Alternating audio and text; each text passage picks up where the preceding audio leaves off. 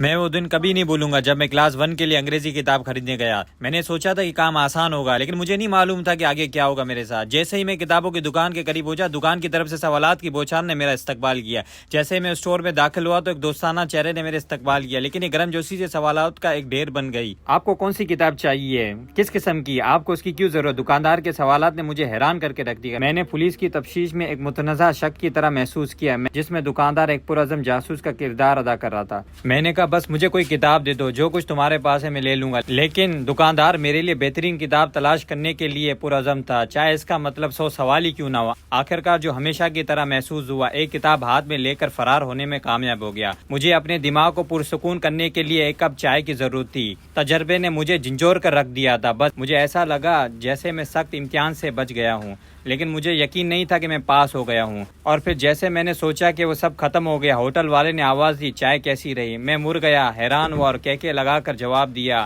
اگر آپ مجھ سے پوچھیں گے کہ چائے کیسی تھی تو اس کا جواب یہ ہے۔